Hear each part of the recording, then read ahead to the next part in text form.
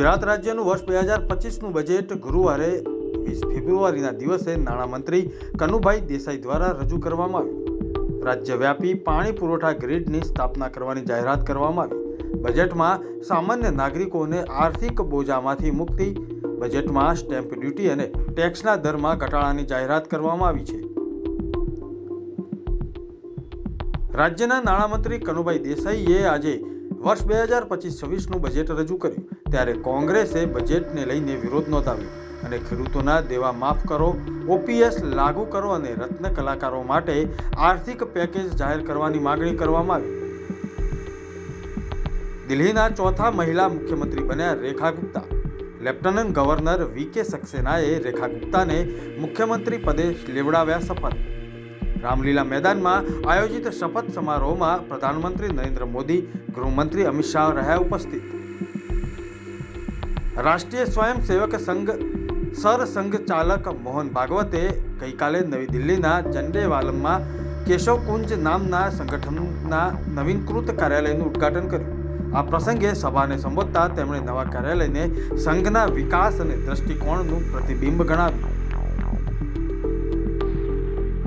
ઉત્તર પ્રદેશના મુખ્યમંત્રી યોગી આદિત્યનાથે મહાકુંભ અંગે ફેલાતી અફવાઓ મુદ્દે વિપક્ષની ઝાટકણી કાઢી. યોગી આદિત્યનાથે કહ્યું કે એક તરફ જ્યાં મહાકુંભ છે અને દેશ વિદેશમાં સનાતન ધર્મને નવી ઓળખ આપી રહ્યો છે, ત્યારે કેટલાક લોકો ફક્ત રાજકારણ માટે આ આયોજનને બદનામ કરી રહ્યા છે. ગુજરાતમાં ગરમીનો પ્રકોપ વર્તાઈ રહ્યો છે, ત્યારે મહત્તમ તાપમાનમાં વધારો નોંધાયો હોવા છતાં હવામાન વિભાગે કહ્યું છે કે ફેબ્રુઆરી મહિનાથી જ ગરમીની અસર જોવા મળી રહી છે. હવે ગુજરાતી ગરમી સહન કરવાનો વારો આવ્યો છે. હવામાન વિભાગની આગાહી મુજબ ઉત્તર પશ્ચિમથી ઉત્તર દિશાના પવનો નીચલા સ્તરે હોવાથી તાપમાનમાં વધઘટ જોવા મળી રહી છે. ત્યારે રાજ્યમાં છેલ્લા 24 કલાકમાં સૌરાષ્ટ્રના ભાગોમાં દિવસના તાપમાનમાં વધારો નોંધાયો. નાણામંત્રી કનુભાઈ દેસાઈએ બજેટ રજૂ કરતા સમયે નાગરિકોની સુરક્ષા અને સલામતી માટે ખાસ જોગવાઈ અને નવી પોલીસ ભરતી માટે મહત્વની જાહેરાત કરી. રાજકોટના ગોંડલમાં 2 માળનું મકાન થયું ધરાશાયી. 3 કલાકના રેસ્ક્યુ ઓપરેશન બાદ લોકોને બચાવી લેવામાં આવ્યા. માતા અને પુત્રને સારવાર અર્થે ખાનગી હોસ્પિટલમાં ખસેડવામાં આવ્યા. ગાંધીનગર ખાતે સહકાર મંત્રી જગદીશ વિશ્વકર્માની અધ્યક્ષતામાં ગુજરાત રાજ્ય સહકારી કાઉન્સિલની બેઠક યોજાઈ. સહકારી મંડળીઓના એજન્ડા તથા નવી બાબતોને બહાલી આપવા માટે આ બેઠક બોલાવવામાં આવી હતી.